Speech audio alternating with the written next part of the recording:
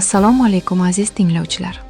Ba'zan bir insonning eng buyuk qurbonligini odamlar yillar davomida gunoh deb biladi. Ba'zan esa butun bir qishloq adashadi va faqat bitta qariya haq bo'lib chiqadi. Bu hikoya 100 yoshga kirgan bir chol haqida. Uni bir paytlar avliyo deb ulug'lashgan, keyin esa nomiga tuhmat yog'dirishgan. Ammo o'lim to'shagida aytgan birgina siri minglab odamning boshini egishga majbur qilgan edi. O'sha sir 80 yil davomida uning yuragida ko'targan qonli omonat edi. Tog'lar bag'rida yashiringan qadimiy bir qishloqda Otabek bobo ismli mo'ysafid yashardi. U yaqinda 100 yoshni qarshilagan edi, ammo uni ko'rgan hech kim oddiy qariya deb o'ylamasdi. Qaddi hamon tik, nigohi o'tkir, xotirasi ko'plab yoshlarnikidan kuchli edi. Yuzidagi har bir ajin ortida alohida bir tarix yashardi. Urushlar, yo'qotishlar, ayriliqlar, ochlik, sabr va matonat. Ikkinchi jahon urushida Yevropaning yarmini piyoda bosib o'tgan bu inson ko'kragidagi orden va medallarni hech qachon maqtanish uchun taqmasdi. Ularni faqat bitta narsani, urushning narxi qanchalik dahshatli bo'lganini unutmaslik uchun saqlardi. Xotini 20 yil oldin olamdan o'tgan, farzandlari esa shaharlarda o'z oilalari bilan yashashardi.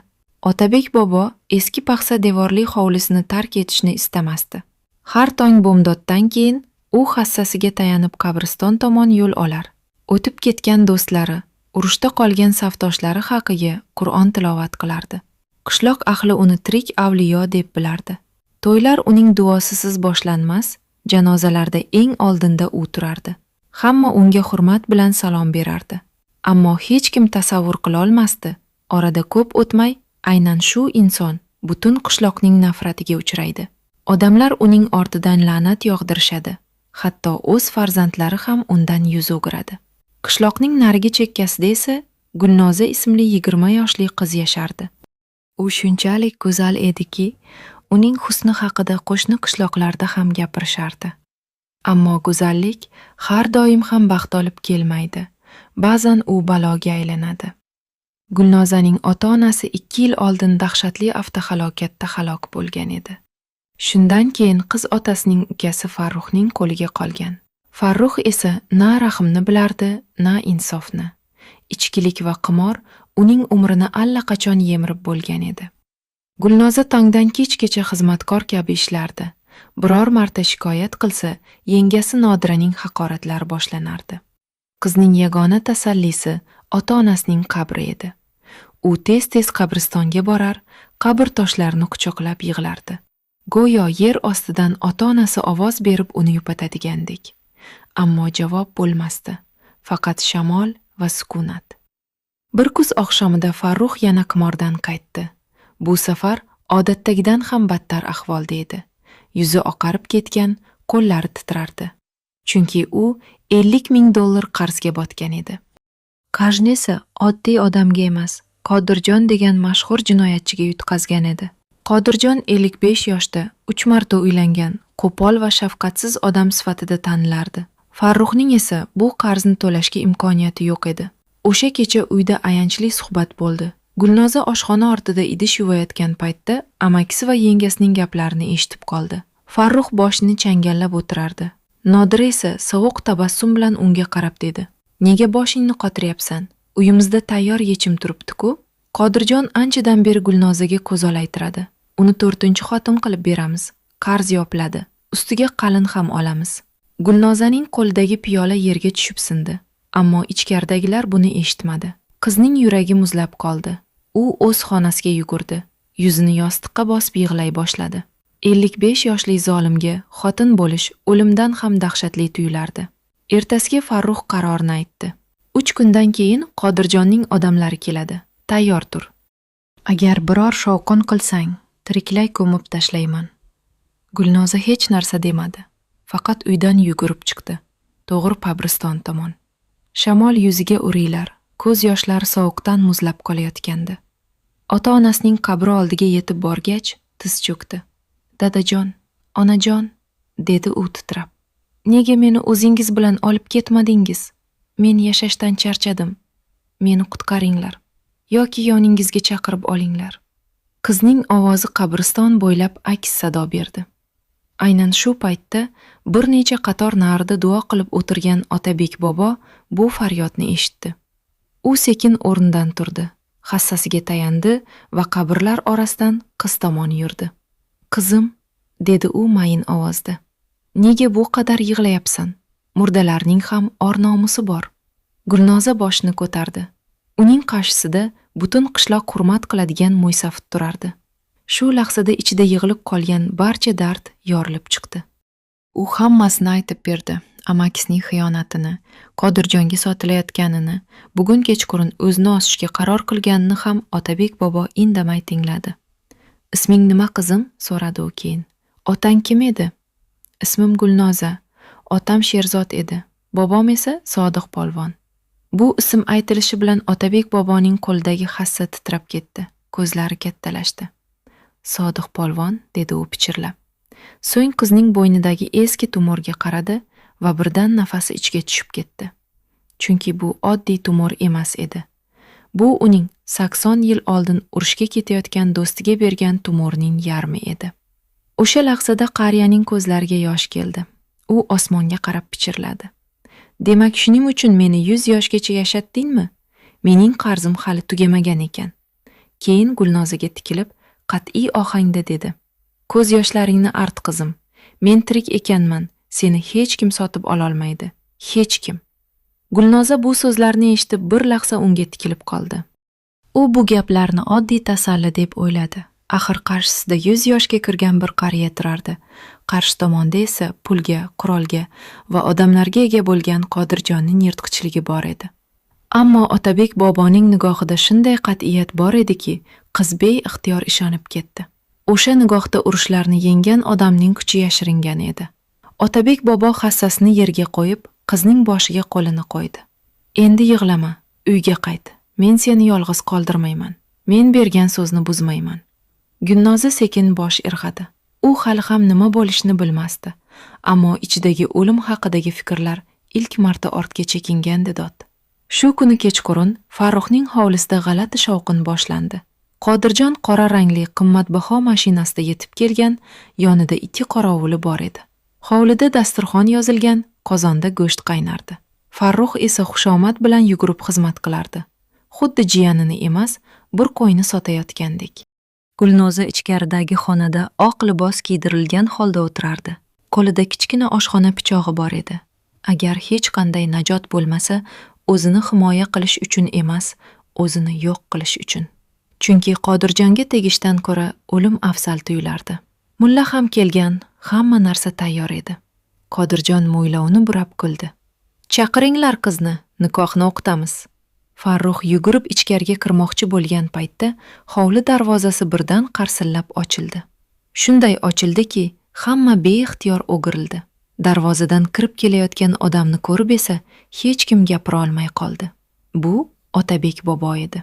Ammo bugun u odatdagidek emasdi.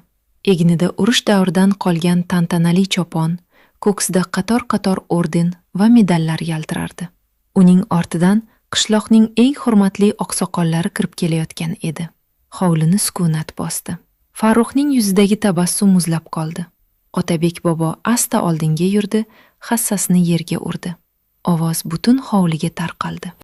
"Men bu yerga mehmon bo'lib kelmadim", dedi u. "Men bu qizning sotilishiga yo'l qo'ymaslik uchun keldim." Qodirjon kulib yubordi. Dastlab bu vaziyat unga kulgili tuyuldi. "Chol, yoshingiz ulug', ammo bu ishga aralashmang. Qarz evaziga qiz menga tegadi, qonuniy nikoh bo'ladi. Siz nima qila olasiz? Qarzini to'laysizmi?" Otabek bobo unga shunday tikildiki, Qodirjonning kulgisi sekin so'na boshladi. "Ha", dedi qariya, "to'layman." Hovlidagilar bir-biriga qarab qolishdi. Farruxning og'zi ochilib qoldi. Qodirjon esa qoshlarini chimirdi. "Qancha qarz bo'lsa to'layman", dedi Otabek bobo. "Lekin bir shart bilan." Hamma jim bo'lib qoldi. Hatto shamol ham to'xtagandek edi. "Xo'sh, qanaqa shart?" deb istihzo bilan so'radi Qodirjon. Otabek bobo chuqur nafas oldi. Ichkaridagi eshik oldida qotib qolgan Gulnozaga qaradi va baland ovozda dedi: "Gulnoza Qodirjonga emas, menga turmushga chiqadi." Hovli ustiga go'yo chaqmoq tushdi. Bir necha soniya hech kim nafas ham ololmadi. Farruxning qo'lidagi piyola yerga tushib sindi. Mullaning qo'lidagi tasbeh to'xtab qoldi. Qodirjon esa qotib qoldi. 100 yoshli qariya 20 yoshli qizga uylanmoqchimi? Odamlar orasida shivir-shivir boshlandi. Keyin esa shovqin ko'tarildi. Bu nima degani? Bu aqldan ozish-ku. Bu sharmandalik. Qodirjon qahqaha otib kuldi. Chol, sening miyang aynib qolibdi. Qariganingda yosh qizga havas qilibsan-da. Otabek bobo uning kulgisiga parvo qilmadi. U choponning ichidan eski baxmal xaltachani chiqardi va stol ustiga tashladi. Xaltachadan oltin tangalar va quyma tillalar sochirib ketdi. Ularning yaltirashi hammaning ko'zini qamashtirdi. Men bu tillalarni 80 yildan beri saqlab kelaman, dedi Otabek bobo. Ular mening mukofotim edi. Bugun esa do'stimning omonatini qutqarish uchun kerak bo'lyapti. Qodirjonning ko'zlari tillalarga yopishib qoldi. U qiymatini bir qarashda tushundi. Bu qarzdan bir necha barobar qimmat edi. Otabek bobo oldinga qadam tashladi. Qani, ol. Qarzing yopildi. Endi yo'qol va qaytib bu qizga yaqinlashma. Qodirjonning yuzi qorayib ketdi. U tillalarni oldi, ammo ko'zlarida nafrat chaqnab turardi. Bu ish shu bilan tugamaydi, chol, dedi u tishlarini g'ijirlatib. Otabek bobo javob bermadi, faqat tik qarab turdi. Nihoyat Qodirjon odamlarni ergashtirib chiqib ketdi, ammo uning ko'zlaridagi qasos olovi hali o'chmagan edi. Hovlida qolganlar endi Otabek boboga boshqa nigoh bilan qarashardi. Hayrat va jirkanish aralash bir nigoh bilan. Oqsoqollardan biri boshini chayqadi. Otabek aka, pulingiz bo'lsa qizni qutqarib qo'yib yuborsangiz bo'lmasmidi? Nega o'zingizga nikohlayapsiz? Bu qiz nevarangiz tengi-ku. Imom chuqur xo'rsindi. El nima deydi endi? Otabek bobo ilk bor ovozini balandlatdi. El qayerda edi bu qiz sotilayotgan paytda? Qayerda edi sizlarning adolatingiz? Hamma jim bo'lib qoldi, chunki javob yo'q edi. Otabek bobo ichkariga qaradi. Gulnoza hali ham eshik oldida qotib turardi. Ko'zlari yoshga to'la edi. U hech narsani tushunmasdi, ammo bir narsani his qilardi.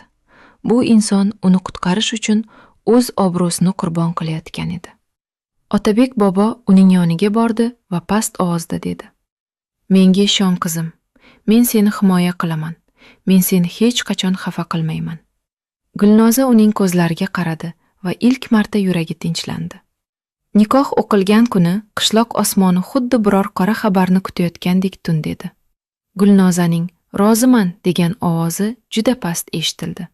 Ammo shu birgina so'z bilan uning taqdiri butunlay o'zgardi. Mulla duoni tugatdi. Odamlar esa hali ham nima bo'lganini anglay olmay bir-birlariga qarab qolishardi. Bir tomonda 100 yoshli urush faxriysi, ikkinchi tomonda 20 yoshli qiz. Bu manzara ularning tasavvuriga sig'masdi.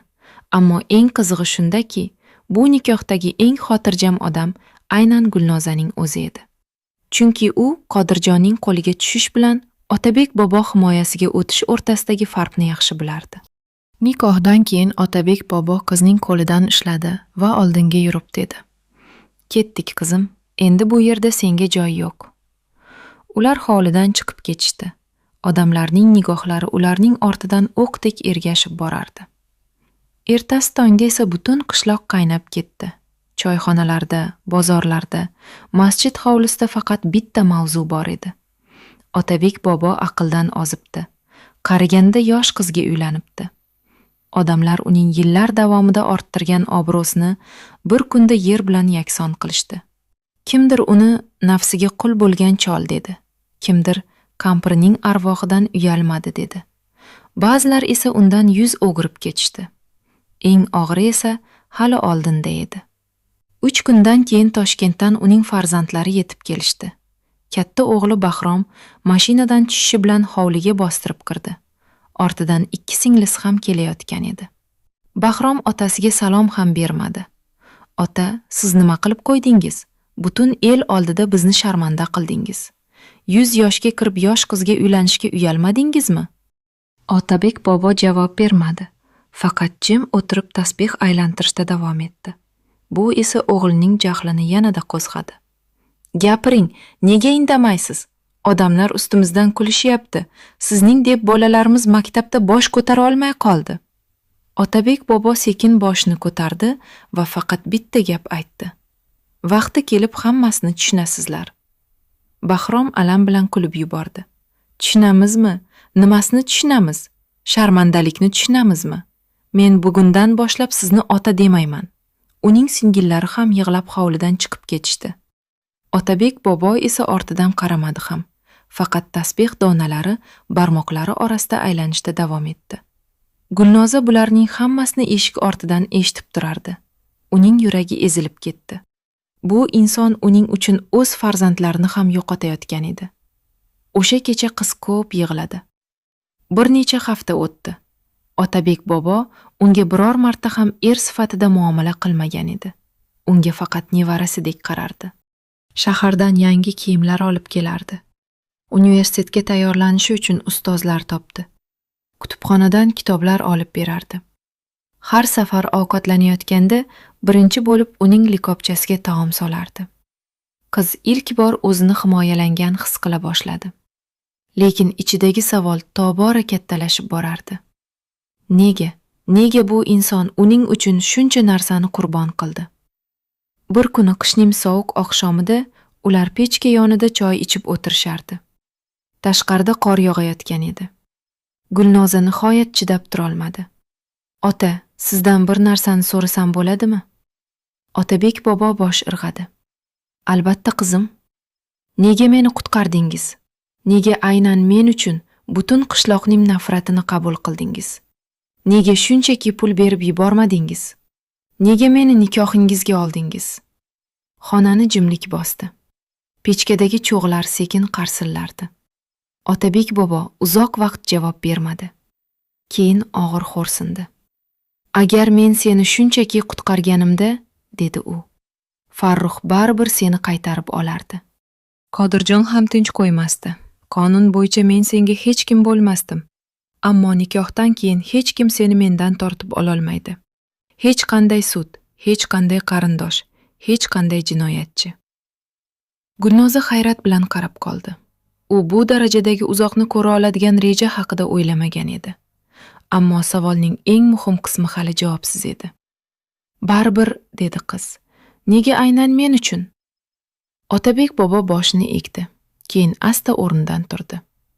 Xonaning burchagidagi eski sandiq oldiga bordi, uni ochdi. Ichidan sarg'ayib ketgan bir nechta xat va eski buyumlarni oldi. So'ng qo'lidagi matoga o'ralgan narsani ehtiyotkorlik bilan ochdi. Gulnozaning yuragi bir lahzaga to'xtab qolgandek bo'ldi. Chunki qariyaning qo'lida uning bo'ynidagi tumorga aynan mos keladigan ikkinchi bo'lak turardi. Ikki qism bir-biriga qo'shilsa, mukammal shakl hosil qilardi. Otabek boboning qo'llari titrar, ko'zlari namlangan edi. Nihoyat u sekin dedi. Chunki men sening bobong Sodiq polvonning qotiliman. Gulnozaning qo'lidagi piyola yerga tushib chil-chil bo'ldi. Uning nafasi ichiga tiqilib qoldi. Nima dedingiz? Otabek bobo ko'zlarini yumdi va 80 yil davomida hech kimga to'liq aytolmagan sir nihoyat tiliga chiqdi.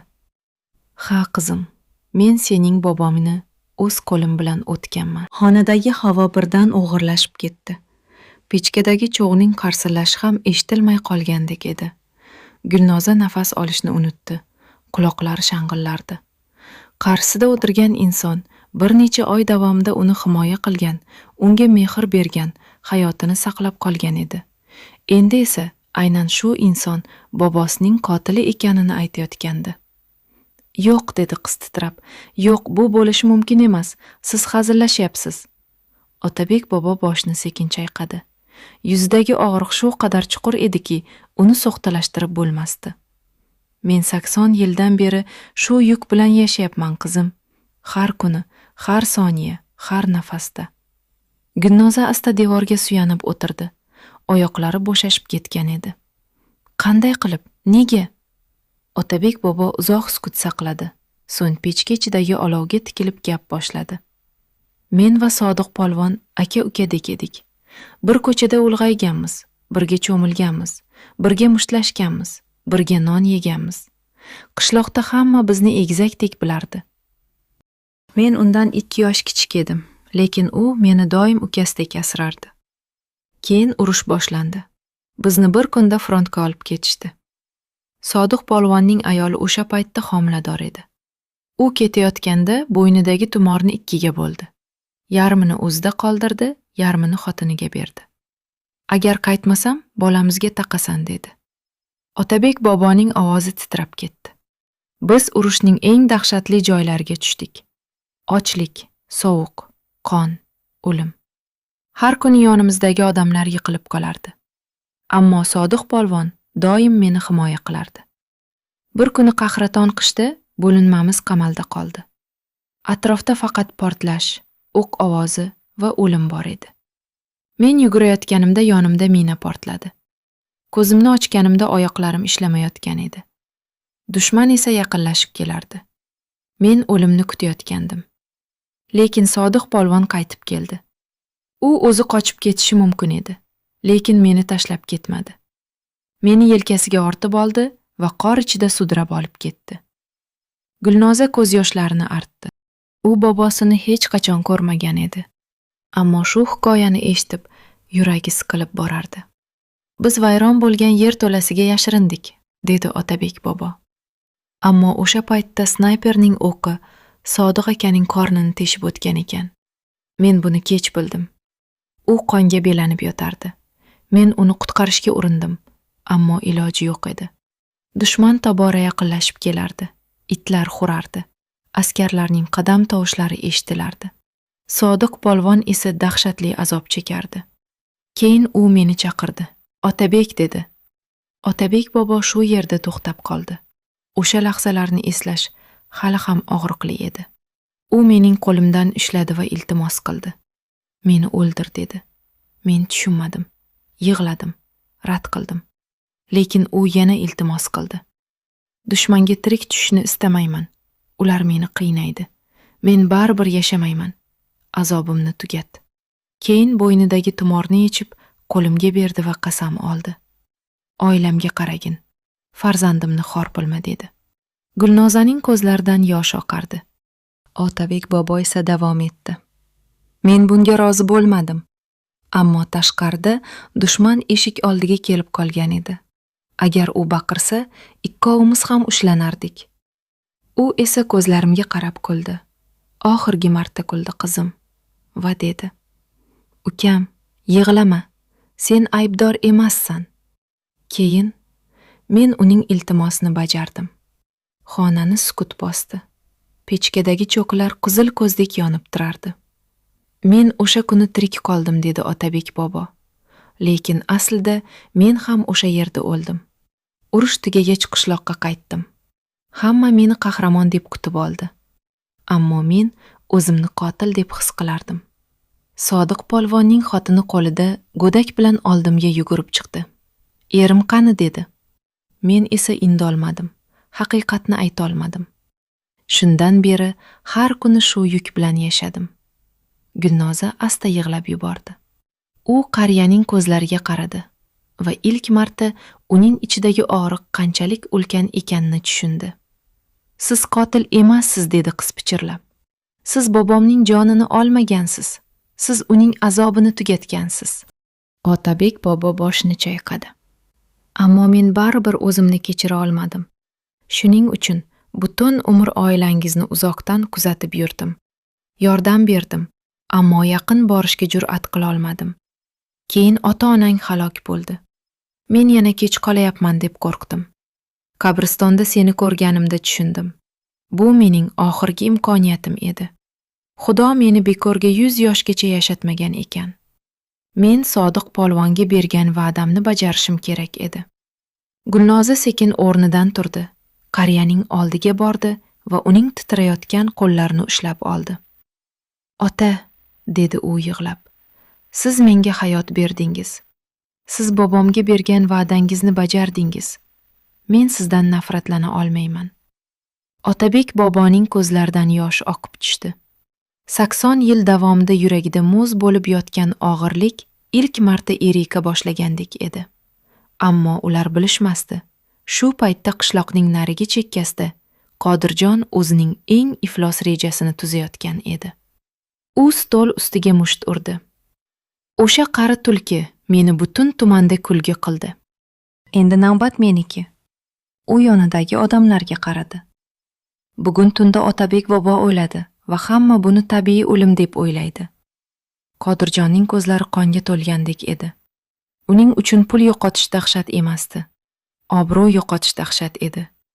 Butun umr odamlarni qo'rqitib yashagan, oldida hech kim tik qaramagan bu odam 100 yoshli qariya tomonidan butun qishloq oldida yerga urilgan edi. Bu alam uni ichidan kemirardi. Stol ustidagi qadahni devorga otdi. Shisha chir-chil bo'lib sinib ketdi. Men hali hech qachon o'ljamni qo'ldan chiqarmaganman, dedi u tishlarini g'ijirlatib. O'sha qiz ham, cholning tillalari ham baribir meniki bo'ladi. Uning yonida Farruh ham o'tirardi. Ammo hozir u avvalgidek dadil emas edi. Voqealar nazoratdan chiqib ketayotganini sezayotgandi. Qodirjon unga tikildi. Sen hovlini yaxshi bilasan, qaysi eshik qayerga chiqishini ham bilasan.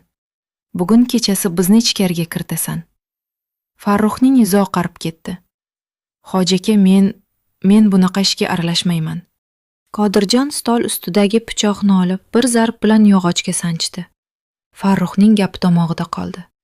Aralashasan, dedi Qodirjon sovuq ohangda. Chunki sen allaqachon bu ishning ichidasan. Farruh boshini egdi. U qo'rqoq edi. Umri davomida shunday bo'lib kelgan va yana qo'rquvni tanladi. Yarim tunda qishloq ustiga qalin tuman tushdi. Oy ham bulutlar ortiga yashiringan edi. Otabek boboning hovlisi esa sokin ko'rinardi. Gulnoza ichki xonada uxlay olmay yotardi. Kechqurun eshitgan haqiqatlar hanuz yuragini larzaga solardi. Bobosining o'limi, Otabek boboning vijdon azobi, 80 yillik omonat. Bularning hammasi bir kechada uning hayotini butunlay o'zgartirib yuborgandi. Ayvonda esa Otabek bobo joynamoz ustida o'tirardi. Uzoq duo qildi, so'ng osmonga qaradi. Yuzidagi charchoq juda chuqur edi, ammo ko'zlarida qandaydir yengillik paydo bo'lgandi. Chunki nihoyat haqiqatni aytgandi. Endi yuragidagi sirni yolg'iz ko'tarib yurmasdi. Shu payt hovlining narigi chetidan juda mayin bir tovush eshitildi. Oddiy odam buni shamol deb o'ylardi. Ammo Otabek bobo oddiy odam emas edi. U urushning eng qonli yillarida razvedkachi bo'lib xizmat qilgan edi. 80 yil o'tgan bo'lsa ham ba'zi sezgilar o'lmaydi. Qariyaning ko'zlari ochildi, nafasi sekinlashdi. Dushman, pichirladi u ichida va shu zahoti yoshligidagi kabi hushyor tortdi. U sekin o'rnidan turdi. Ayvon ostidagi eski sandiq yoniga bordi. Qulfni ochdi. Ichidan yog'och qutini oldi. Qutida urushdan keyin qonuniy ruxsat bilan saqlab kelgan eski ov miltig'i bor edi. Otabek bobo miltiqni qo'liga oldi. 2 patronni joyiga soldi, so'ng qorong'ilikka quloq tutdi. Hovli devori ortida esa allaqachon 4 ta soya ichkariga oshib tushgan edi.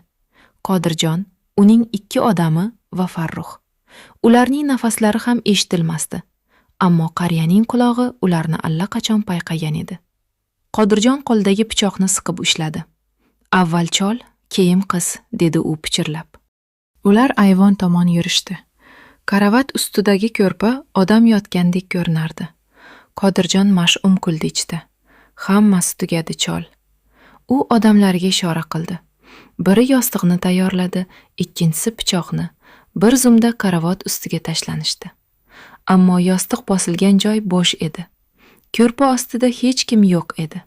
Nima jin ursin, dedi Qodirjon cho'chib.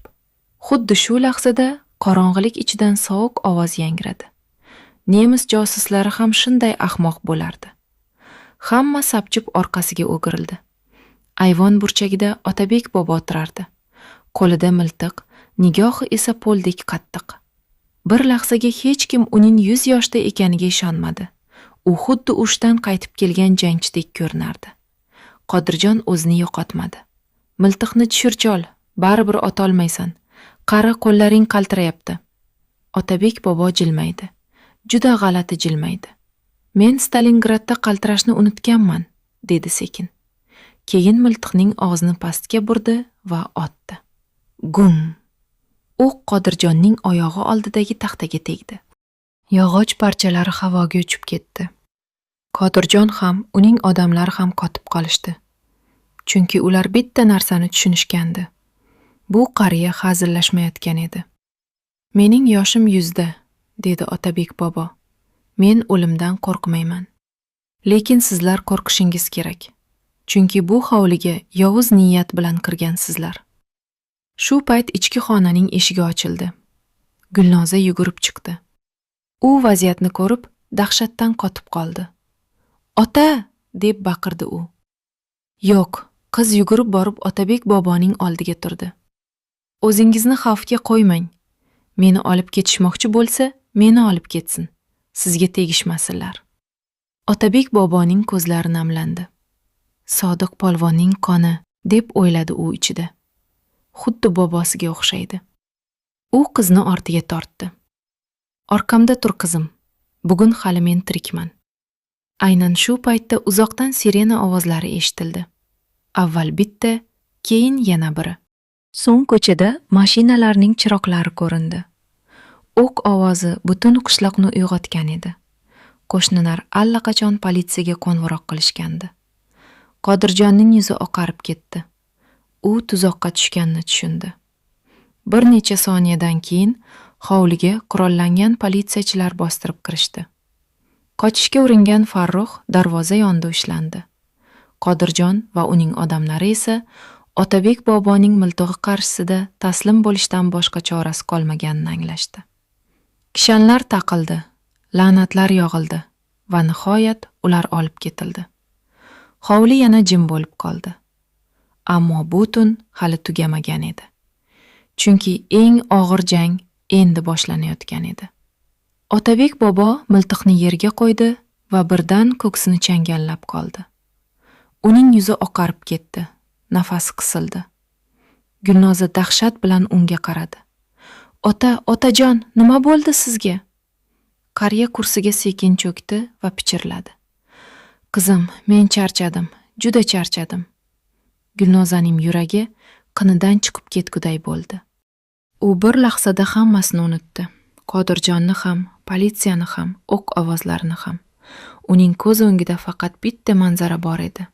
Otabek bobo kursida o'tirgancha ko'ksini changallab qolgan, yuzidagi rang oqarib ketgan, nafas tobora og'irlashib borardi. "Ota", dedi Gulnoza yig'lab. "Menga qarang, iltimos, ko'zingizni yummang." Otabek bobo unga qaradi. Ko'zlarida g'alati bir xotirjamlik bor edi. Xuddi uzoq yo'l yurib manzilga yetgan odamdek. "Qo'rqma qizim", dedi u zo'rg'a. "Men hali shu yerdaman." Ammo yurak ba'zan urushdan ham charchar ekan. Politsiyachilar yugurib kelishdi. Tez yordam chaqirildi. Qo'shnilar hovliga to'plana boshladi. Endi odamlar boshqa manzarani ko'rishardi. Bir necha soat oldin g'iybat qilgan, ortidan kulgan qariya hozir o'lim bilan olishayotgan edi. Va uning boshida yig'lab turgan qiz esa hech qanday boylik uchun emas, chin yurakdan kuyayotgan edi. 10 daqiqa o'tmay tez yordam yetib keldi. Shifokorlar Otabek boboni zambilga yotqizishdi. "Yurak xuruji", dedi ulardan biri. "Ahvoli juda og'ir." Gulnoza ham mashinaga chiqib oldi. Hech kim uni to'xtatmadi. Chunki endi hamma bir narsani tushunib ulgurgandi. Bu qiz va bu qariya orasidagi rishta odamlar o'ylagan iflos munosabat emas edi. Bu rishta vijdon, omonat va fidoyilikdan yaralgan edi. Shifoxonaga yetib kelishlari bilan Otabek boboni jonlantirish bo'limiga olib kirishdi. Eshik yopildi. Gulnoza esa koridorda yolg'iz qoldi. U stulga o'tirdi. Qo'llari orasida 2 bo'lak tumordan biri bor edi. Ikkinchi bo'lagi esa Otabek boboning cho'ntagida qolgan edi. Qiz tumorni kaftiga bosdi va yig'lab duo qila boshladi. "Xudoyim, uni olib ketma. Men hali unga rahmat ham ayta olmadim. Hali qarzimni ham uzolmadim." Tong yorishayotgan paytda shifoxona oldiga qora mashina kelib to'xtadi. Undan Bahrom va uning singillari tushdi. Kechagi voqealar allaqachon ularga yetib borgandi, ammo ular hali ham hamma haqiqatni bilishmasdi. Bahrom koridorga kirishi bilan Gulnozani ko'rdi va yana jahli chiqdi. "Hali ham shu yerdamisan? Otamni shu ahvolga sen solding." Gulnoza boshini ko'tarmadi. U bahslashishga kuch topolmasdi. Shu payt koridorda yana bir necha odam paydo bo'ldi. Tuman ichki ishlar bo'limi boshlig'i, tergovchi, qishloq oqsoqoli va imom. Ularning yuzlari jiddiy edi. Ichki ishlar bo'limi boshlig'i Bahromning oldiga kelib to'xtadi. Avval siz bir narsani bilib olishingiz kerak, dedi u. Kecha tunda otangizning uyiga qurollangan jinoyatchilar bostirib kirgan. Ular otangizni o'ldirmoqchi bo'lishgan. Bahrom qotib qoldi. Nima dedingiz? Tergovchi qo'lidagi hujjatlarni ochdi. Qodirjon va uning sheriklari qo'lga olindi. Farruh ham hibsda. Ularning ko'rsatmalarida hammasi bor. Ular otangizning tillalarini talash, Gulnozani o'g'irlash va otangizni o'ldirish uchun kelishgan. Bahromning yuzidagi rang o'zgardi.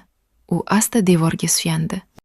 Oqsoqol oldinga chiqdi va koridordagi barcha odam eshitadigan qilib gapira boshladi. Biz hammamiz xato qildik. Eng katta xatomiz esa otangizni hukm qilganimiz bo'ldi. U qizga nafs bilan emas, himoya uchun uylangan. Hamma jim bo'lib qoldi. Imom davom etdi. Agar nikoh bo'lmaganida Farruh qizni qaytarib olardi. Qodirjon esa baribir unga yetib borardi. Otabek aka buni tushungan. U o'z nomini qurbon qilgan, obro'sini qurbon qilgan, hatto o'z farzandlarini ham yo'qotishga rozi bo'lgan. Faqat bir yetim qizni saqlab qolish uchun. Bahromning ko'zlari namlandi. U asta Gulnozaga qaradi. Bir necha oy davomida bu qizni ayblab kelgandi. Endi esa o'zidan uyalib ketdi. Shu payt reanimatsiya xonasining eshigi ochildi. Shifokor tashqariga chiqdi. Hamma bir zumda o'rnidan turdi. Ahvol qanday? Dedi Bahrom shoshilib. Shifokor chuqur xo'rsindi. Hozircha tirik, lekin vaqt juda oz. Agar ko'rmoqchi bo'lsangiz, navbat bilan kiringlar. Sukut bosdi. Gulnoza yig'lab yubordi. Bahrom esa boshini egdi, chunki u birdan bir narsani tushundi. Ba'zan odamning buyukligi uning qancha yashaganida emas, boshqalar uchun nimani qurbon qilganda ekan. Va aynan shu lahzada butun qishloq bo'ylab bir haqiqat tarqala boshladi. Otabek bobo nafsining qulida bo'lgan qariya emas edi. U omonatni 80 yil yuragida ko'tarib yurgan haqiqiy qahramon edi. Ammo eng katta haqiqat hali aytilmagan edi. Chunki Otabek bobo hali hushiga kelmagan va uning yuragida yashirinib yotgan yana bir sir bor edi. Otabek bobo qattiq kasal, ammo tirik. Hikoyani davom ettirmoqchi bo'lsam, uni yakunlash yo'nalishini davom ettirishim kerak. U aslida allaqachon kasalxonada tuzalayotgan, keyin uyga qaytadigan va nihoyat tinch vafot etadigan qism edi. Davom ettiraman. Koridorda vaqt go'yo to'xtab qolgandek edi. Har bir daqiqa bir soatdek cho'zilardi. Gulnoza qo'llarini duoga ochgancha jim o'tirardi. Bahrom esa deraza oldida qotib qolgan edi. U umrida ilk bor o'z otasini qanchalik kam bilganini his qilayotgandi. Reanimatsiya eshigi yana ochildi. Hamshira chiqib atrofga qaradi. Gulnoza kim? Men, deb o'rnidan turdi qiz. Bemor sizni chaqiryapti. Gulnozaning oyoqlari qaltirab ketdi. Xonaga kirgan zahoti yuragi ezilib ketdi. Otabek bobo oppoq choyshab ustida yotardi. Qo'llariga tomchi dori ulangan, ko'ksiga apparatlar qo'yilgan. Nafasi qiyin chiqardi, ammo ko'zlari ochiq edi. Qizim, dedi u. Gulnoza uning yoniga yugurib bordi. Ota, men shu yerdaman. Otabek bobo uning qo'lini ushladi. Qo'llari muzdek edi. Meni diqqat bilan eshit, vaqtim oz qolgan bo'lishi mumkin. Bunday demang, dedi Gulnoza yig'lab. Siz hali uzoq yashaysiz. Qariya mayin jilmaydi. Men 100 yil yashadim qizim. Ko'pchilikka nasib qilmaydigan umr ko'rdim. Endi Xudoning irodasi nima bo'lsa shu. Lekin aytadigan gapim bor. U sekin boshini yostiqqa suyadi. Sandiqdagi hujjatlar orasida bir maktub bor. Uni men 50 yil oldin yozganman. Agar men ketib qolsam, o'sha maktubni hammaga o'qib ber, ayniqsa Bahromga. U nima haqida, ota? Otabek bobo ko'zlarini yumdi. Haqiqat haqida. Men hech qachon ayta olmagan haqiqat haqida. Shu payt apparat tovushi tezlashdi. Hamshira ichkariga yugurib kirdi. Bemorni charchatmang. Gulnoza majburan tashqariga chiqdi. Ammo endi uning yuragida yangi savol paydo bo'lgandi. Qanday maktub? Qanday sir? Tushga yaqin Otabek boboning ahvoli biroz barqarorlashdi. Shifokorlar xavf hali o'tmaganini aytishdi, ammo eng yomoni ortda qolgandek edi. Shu payt qishloqdan odamlar kela boshlashdi. Avval bir necha kishi, keyin o'nlab, so'ng yuzlab, kechagacha uning ortidan kulganlar. Bugun kasalxona oldida duo qilib tirishardi. Kimdir non olib keldi, kimdir sadaqa berdi, kimdir Qur'on tilovat qildi. Gap bir qishloqdan butun tumanga tarqalib ketgandi. Kechqurun Bahrom yolg'iz o'zi otasining xonasiga kirdi. Otabek bobo yarim uyg'oq edi. "Ota", dedi Bahromning ovozi titrab, "meni kechiring." Otabek bobo ko'zlarini ochdi. Bir necha soniya o'g'liga qarab turdi, keyin qo'lini uzatdi. Bahrom otasining qo'lini ushladi va birdan yig'lab yubordi. "Men yomon farzand bo'ldim", dedi u. "Sizga ishonmadim, sizni tushunmadim, hatto sizdan uyaldim." Otabek bobo chuqur nafas oldi. "Yo'q bolam, sen shunchaki haqiqatni bilmasding. Men ham aytmaganman. Demak, ayb ikkalamizda ham." Bahrom boshini egdi. "Otajon, sizni uyga olib ketaman. Siz hali nevaralaringizni ko'rasiz. Hali ko'p yashaysiz." Otabek bobo uzoq jim qoldi. So'ng derazaga qaradi. Quyosh botayotgan edi. Oltin rang nur xona ichiga tushib turardi. "Bilasanmi, Bahrom", dedi u, "men umr bo'yi bir narsadan qo'rqib yashadim." "Nimadan?" "O'limdan emas, vijdonim bilan yuzlashishdan. Men Sodiq akamning ko'zlarini unutmadim. 80 yil davomida unutmadim. Har tong uyg'onganimda ham, har kecha yotganimda ham u meni kuzatib turgandek bo'lardi." Bahrom indamadi. "Endi esa", dedi Otabek bobo mayin jilmayib, "qo'rqmayapman, chunki omonatni egasiga topshirdim. Sodiq akamning nevarasi endi yolg'iz emas. Men va'damni bajardim." Shu so'zlardan keyin xona yana sukutga cho'mdi. Ammo aynan o'sha oqshom tergov bo'limida Qodirjon bir hujjatga imzo chekayotgan edi.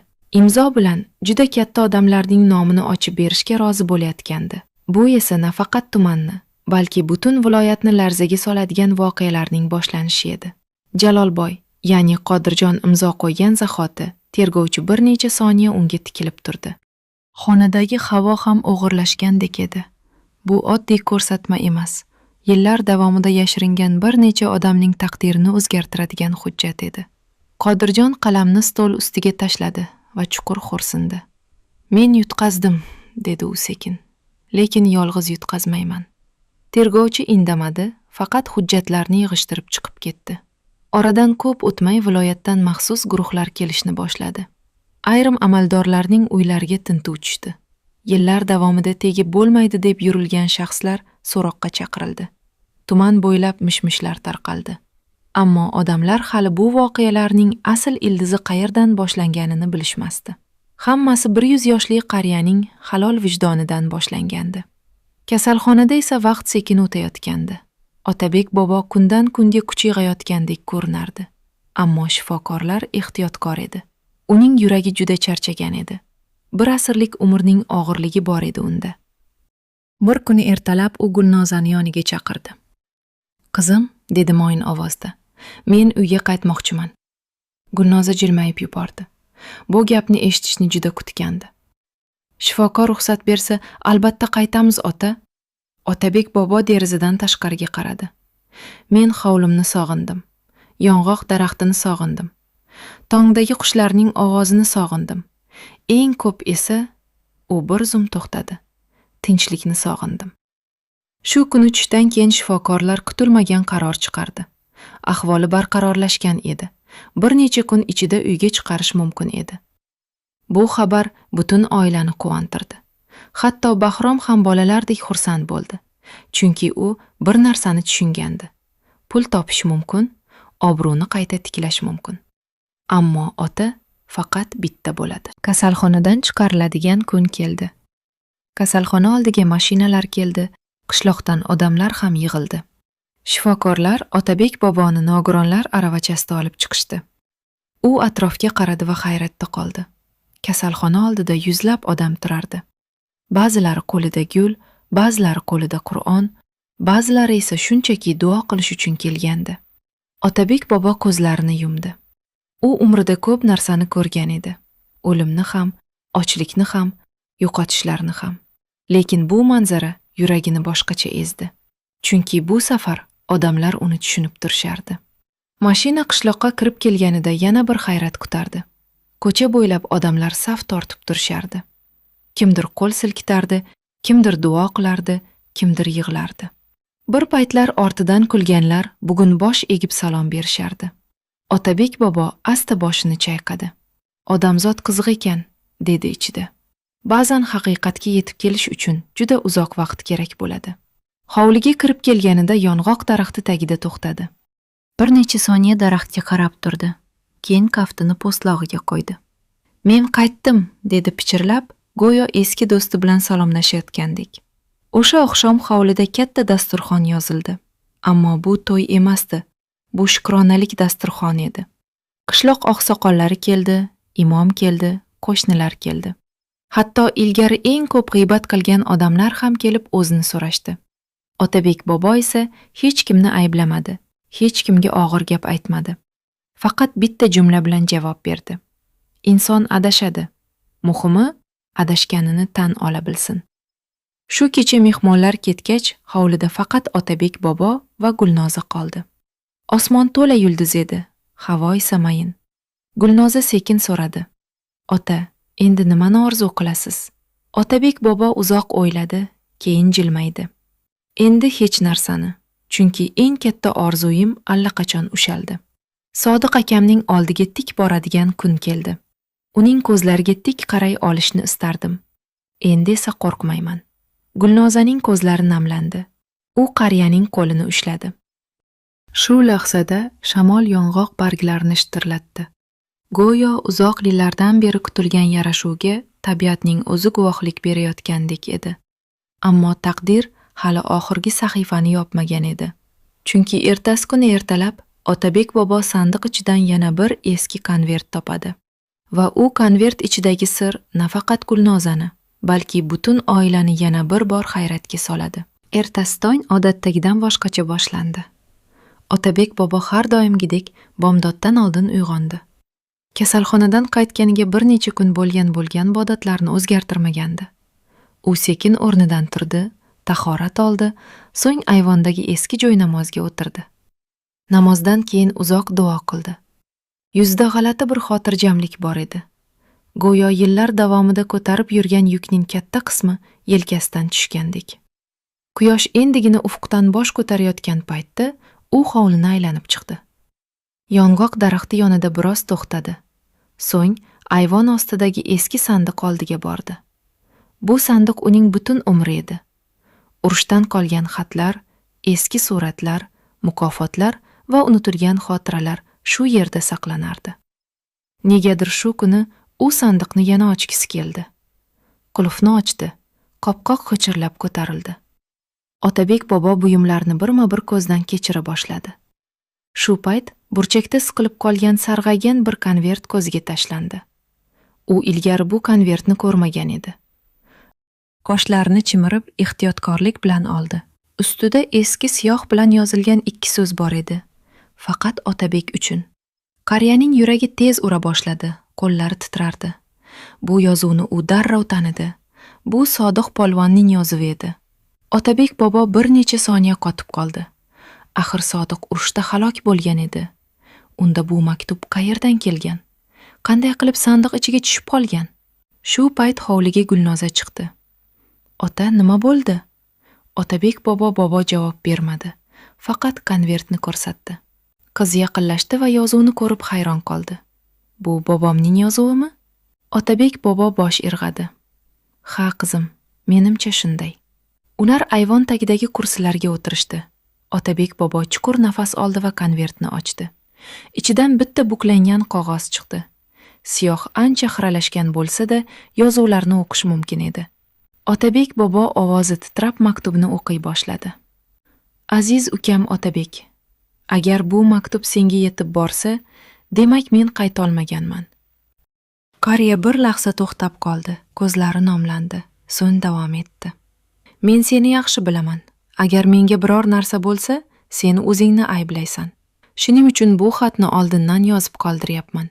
Urushda odamlar ba'zan tanlov qilmaydi, taqdir ularning o'rniga tanlaydi. Agar men qaytmasam, o'zingni ayblama, chunki sen mening ukamsan. Men senga ishonaman. Otabek boboning ovozi bo'g'ildi, ammo u o'qishda davom etdi. Agar bir kun mening oilamga yordam bera olsang, yordam ber.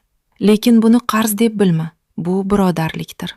Gulnozaning ko'zlaridan yosh oqib tushdi.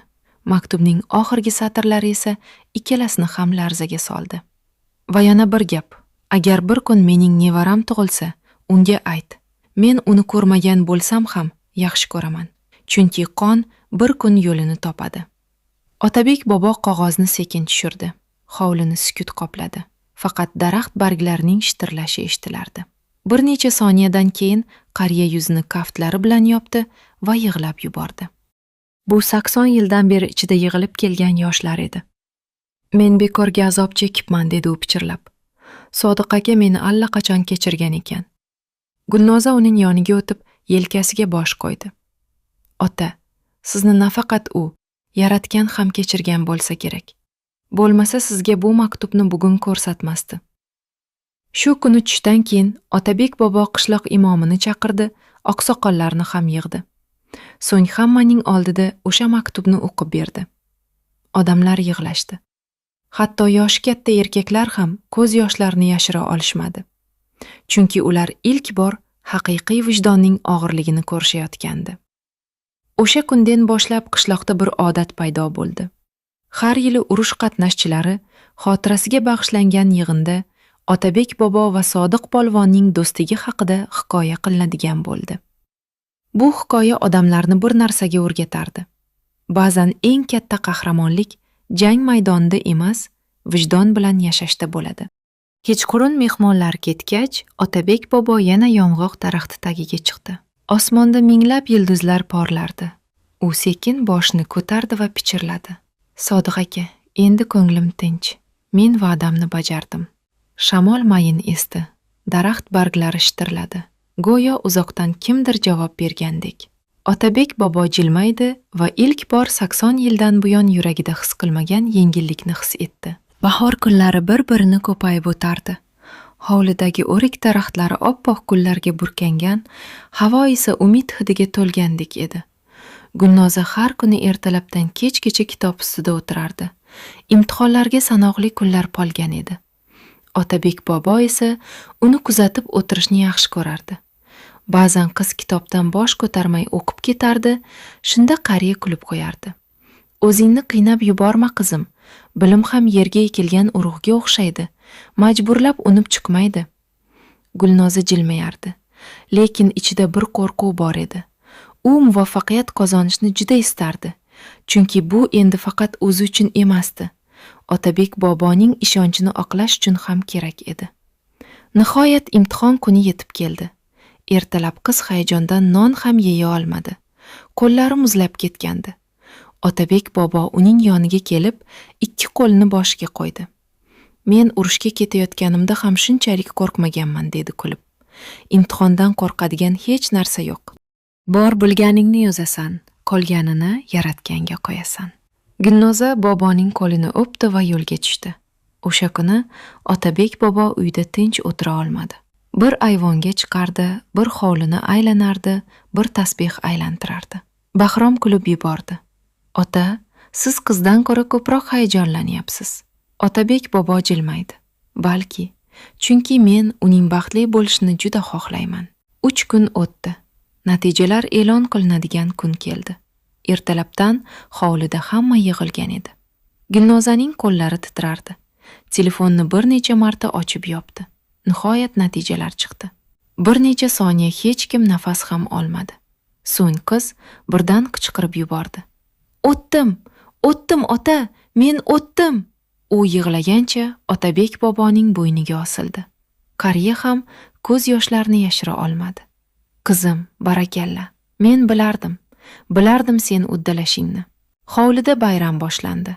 Qo'shnilar keldi, oqsoqollar keldi, hamma Gulnozani tabriklardi. Ammo eng baxtli inson Otabek bobo edi. Chunki u qizning ko'zlaridagi quvonchni ko'rardi. Bu quvonch uchun u hamma narsaga rozi edi. Kechqurun mehmonlar ketgach, ikkalasi yong'oq daraxti tagida o'tirishdi. Havo iliq edi. Osmonda son-sanoqsiz yulduzlar porlardi. "Ota", dedi Gulnoza sekin. "Men sizga bir narsani aytmoqchiman." "Ayta qol, qizim." "Agar siz bo'lmaganingizda men allaqachon yo'q bo'lardim. Balki o'sha yovuz odamlarning qo'liga tushardim. Balki hayotim butunlay boshqacha bo'lardi." Otabek bobo boshni chayqadi. "Yo'q qizim, bu sening kuching edi. Men faqat eshikni ochib berdim. Ichkariga kirgan esa o'zing bo'lding." Gulnozaning ko'zlari namlandi. Shunda qariya cho'ntagidan nimadir oldi. Bu eski kumush kalit edi. Qiz hayron bo'ldi. "Bu nima?" "Bu sandiqning kaliti", dedi Otabek bobo. "Men butun umr saqlagan sandiqning. Endi u seniki." Gulnoza hayratdan qotib qoldi. "Yo'q ota, bunday demang. Hali uzoq yashaysiz." Otabek bobo jilmaydi. Balki yo'q. Lekin hayotning qonuni bor. Omonat bir qo'ldan ikkinchisiga o'tadi. Meniki esa senga. Qiz kalitni qo'liga oldi va yuragi siqilib ketdi. Chunki bu oddiy kalit emasdi. Bu ishonch edi. Bu mehr edi. Bu butun bir umrning ramzi edi. Shu payt darvoza oldida mashina ovozi eshitildi. Hamma hayron bo'lib qaradi. Notanish oq mashina hovli oldida to'xtadi. Undan kostyum kiygan 2 kishi tushdi. "Biz viloyat hokimligidanmiz", dedilar ular. "Otabek Rahimov shu yerdami?" "Menman", dedi qariya. Erkaklardan biri jilmaydi. "Sizga rasmiy xabar olib keldik. Respublika komissiyasi qaroriga ko'ra, urush yillaridagi jasoratingiz va keyingi hayotingizdagi insonparvarlik faoliyatingiz uchun maxsus davlat mukofoti beriladi." Hovlida yana sukut cho'kdi. Otabek bobo boshini egdi. Bir necha soniya indamadi, so'ng sekin dedi: "Men mukofotni qabul qilaman. Lekin bitta shart bilan." "Qanaqa shart?" "Marosimda mening yonimda Gulnoza ham tursin. Chunki agar odamlar meni qahramon desa, bu qiz ham qahramon. U hamma og'riqlarga qaramay sinmadi." Erkaklar bir-biriga qarab jilmayishdi. Albatta, o'sha kecha Gulnoza uzoq vaqt uxlay olmadi. U qo'lidagi kalitga qarab yotdi va ilk bor kelajagidan qo'rqmadi. Chunki endi uning ortida nafaqat xotiralar, balki uni chin dildan sevgan bir insonning duosi ham bor edi. Kelasi kunlarda qishloqda g'alati bir tinchlik hukm surdi. Otabek bobo endi kamroq gapirar, ko'proq jim o'tirib atrofni kuzatardi. Uning yuzida hamon o'sha yumshoq tabassum bor edi. Bir kuni kechqurun choyxonada 2 kishi gaplashib qoldi. "Eslaysanmi?" dedi biri boshni egib. "O'sha payt hammamiz uni yomonlagandik." Ikkinchisi xo'rsindi. "Odamni bilmay turib hukm qilish qanchalik oson ekan." Shu payt choyxonadagi oqsoqollardan biri gapga aralashdi. "Odamning asl qadrini ko'rish uchun ba'zan uning butun umrini bilish kerak bo'ladi. Bolalar, birgina voqeaga qarab hukm qilmang. Hayot har doim ko'rinib turganidan chuqurroq." Bu gaplar asta-sekin butun qishloqqa tarqaldi. Hatto maktab o'qituvchilari ham bolalarga Otabek bobo haqida gapirib beradigan bo'lishdi. Ular qariyaning urushdagi jasoratlarini emas, vijdonini misol qilib keltirishardi. Chunki urushda qahramon bo'lish qiyin, ammo 80 yil davomida vijdon bilan yashash undan ham qiyinroq edi. Bir kuni tushdan keyin qishloqqa yana notanish bir ayol keldi. 55 yoshlar atrofida, oqartilgan ro'mol o'ragan, ko'zlarida g'alati hayajon bor edi. "Assalomu alaykum qizim", dedi u darvozani ochgan Gulnozaga. "Bu yerda Otabek Rahimov yashaydimi?" "Ha, yashaydilar. Siz kim bo'lasiz?" Ayol darhol javob bermadi. Faqat hovli ichkarisiga qaradi. So'ng asta pichirladi. "Men uni 80 yildan beri qidiraman." Gulnozaning yuragi tez ura ketdi. U ayolni ichkariga taklif qildi. Otabek bobo mehmonni ko'rishi bilan qo'ldagi tasbih yerga tushib ketdi. "Yo'q", dedi qariya ishonmay.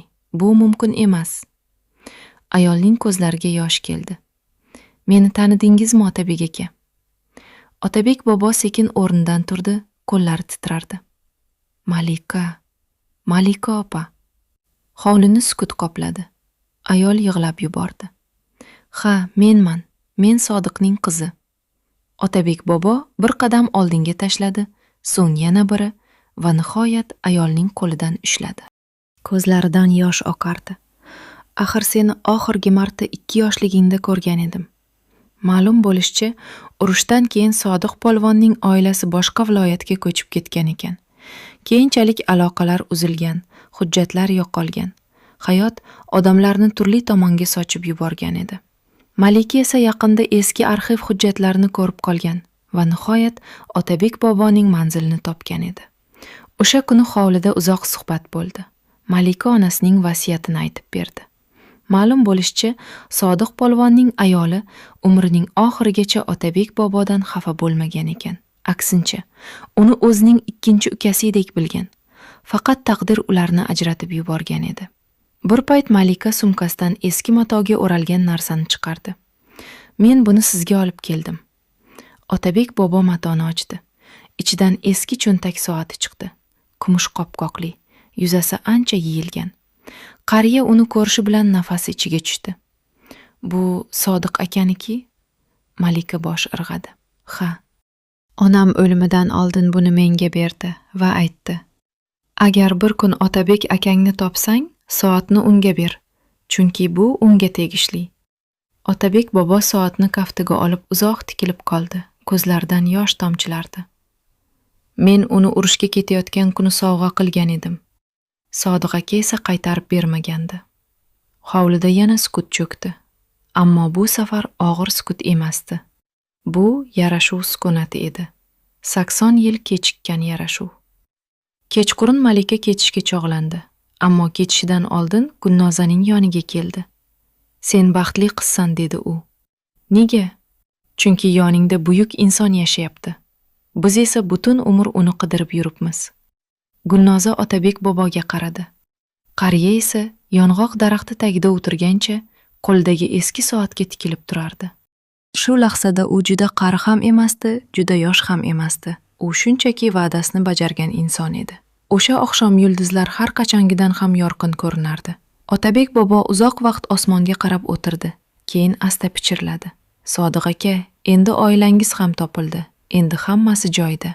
Shamol mayin esdi, yong'oq barglari shitirladi va qariya yuragida ilk bor mutlaq xotirjamlik paydo bo'ldi. Bahor tugab, yoz kirib kelayotgan edi. Qishloq hayoti odatiy tarzda davom etardi. Ammo Otabek boboning hovlisida hamma narsa boshqacha tuyulardi.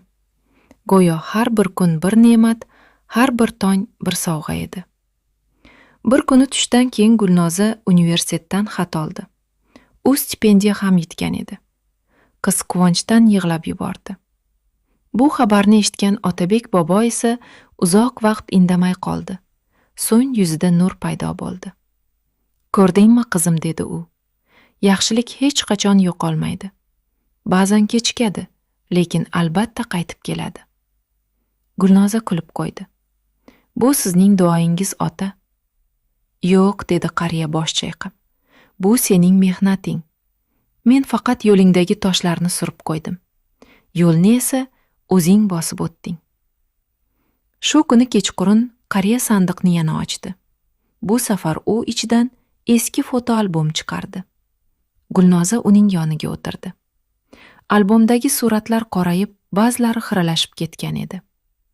Mana bu Sodiq aka, dedi Otabek bobo bir suratni ko'rsatib. Mana bu esa men, yoshligimizda. Gulnoza suratga uzoq tikildi. Ikki yigit yonma-yon turardi.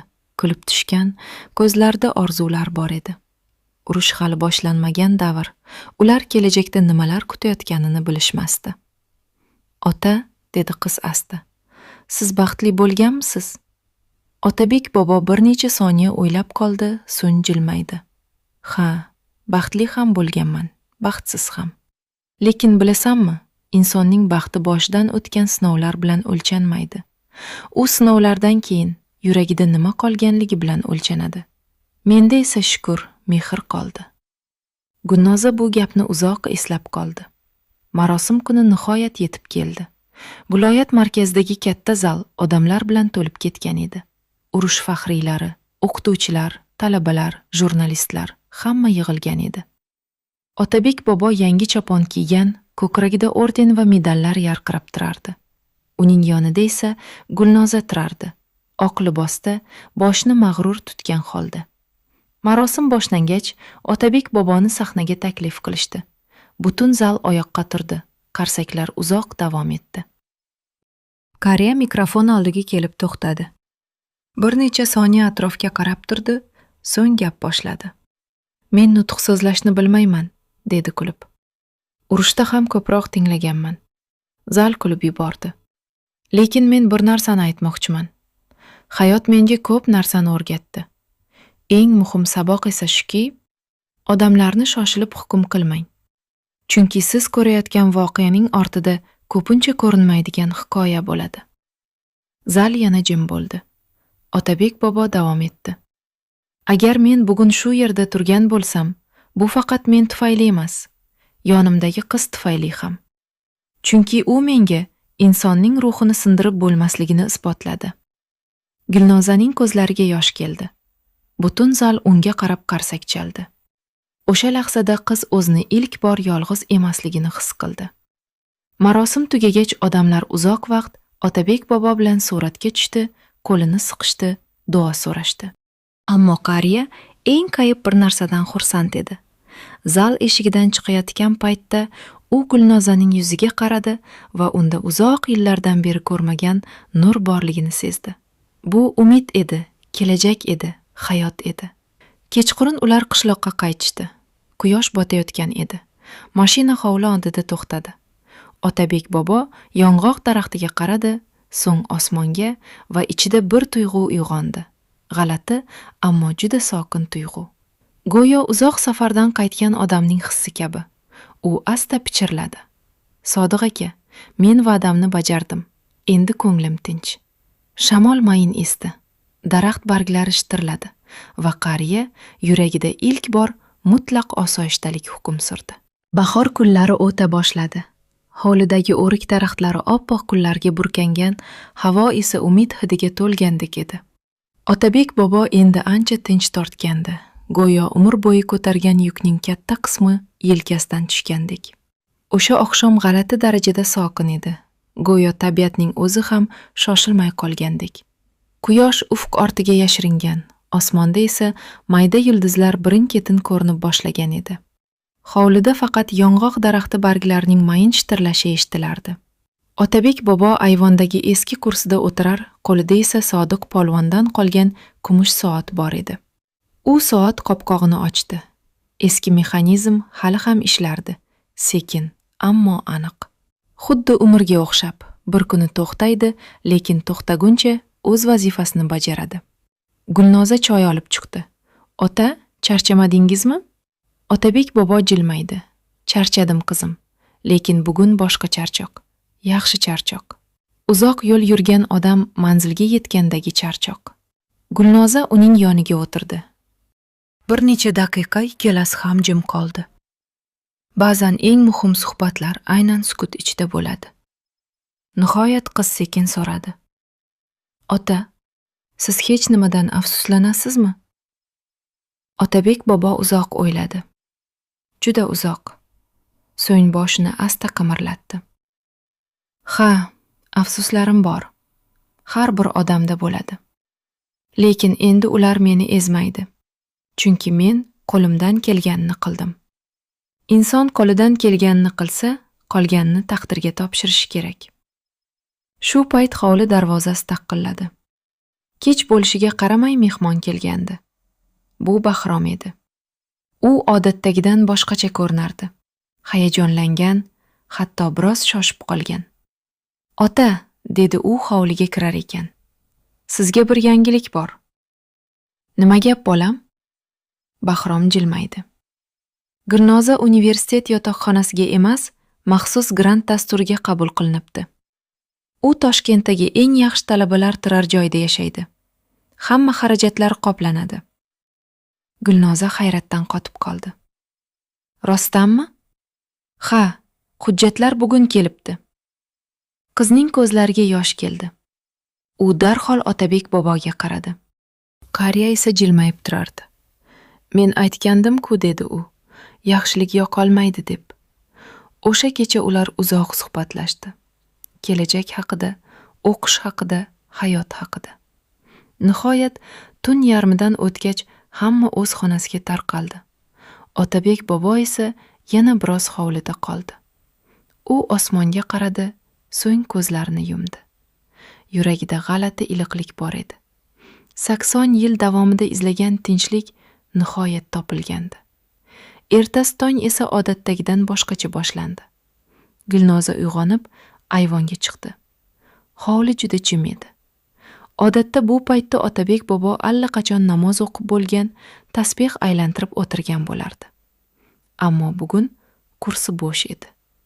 Qiz avvaliga hayron bo'lmadi, balki ichkaridadir deb o'yladi. So'ng sekin qariyaning xonasiga yaqinlashdi. Eshik yarim ochiq edi. Gulnoza ehtiyotkorlik bilan ichkariga kirdi va shu zahoti joyida qotib qoldi. Otabek bobo karavotida yotardi. Yuzida esa juda sokin tabassum bor edi. Xuddi chuqur uyquga ketgandek. Qo'lida esa o'sha kumush soat, ikkinchi qo'lida esa Sodiq polvonning maktubi turardi. Gulnozaning ko'zlariga yosh qalqdi. "Ota", dedi u. Javob bo'lmadi. "Ota", qiz yaqinlashdi va qariyaning qo'lini ushladi. Qo'l sovuq edi, ammo yuzidagi tabassum o'zgarmagan edi. O'sha tabassumda qo'rquv yo'q edi, pushaymon yo'q edi, faqat tinchlik bor edi. Gulnoza yig'lab yubordi, lekin bu faqat ayriliq yig'isi emasdi. Bu minnatdorlik yig'isi ham edi. Chunki u bir narsani tushungandi. Ba'zi insonlar ketadi, ammo ular qoldirgan nur ketmaydi. O'sha kuni butun qishloq yig'ladi. Faqat qishloq emas, butun tuman yig'ladi. Janozaga minglab odam keldi. Urush faxriylari ham, talabalar ham, oddiy dehqonlar ham, amaldorlar ham. Hamma bir narsani aytardi. Bugun katta inson ketdi. Janoza tugagach, Gulnoza yong'oq daraxti tagida uzoq o'tirdi. Shamol barglarini shitirlatardi. Qiz qo'lidagi eski kumush kalitiga qaradi. So'ng sandiqni esladi. Omonatni esladi va sekin jilmaydi. Chunki endi u yolg'iz emasdi. Otabek bobo ketgan bo'lsa ham, uning duosi qolgan edi. Uning sabog'i qolgan edi. Uning vijdoni qolgan edi. Yillar o'tdi. Gulnoza universitetni bitirdi. O'z kasbining ustasi bo'ldi. Oilali bo'ldi, farzandlari bo'ldi. Lekin har bahor kelganda, har safar yong'oq barglari shitirlaganda, u 100 yoshli qariyani eslardi va bolalarga shunday derdi: insonning buyukligi uning qancha yashaganida emas, boshqalar uchun nima qoldirganida. Va shunda shamol mayin esadi, go'yo uzoqdan bir ovoz eshitilgandek bo'ladi: omonatni asrang.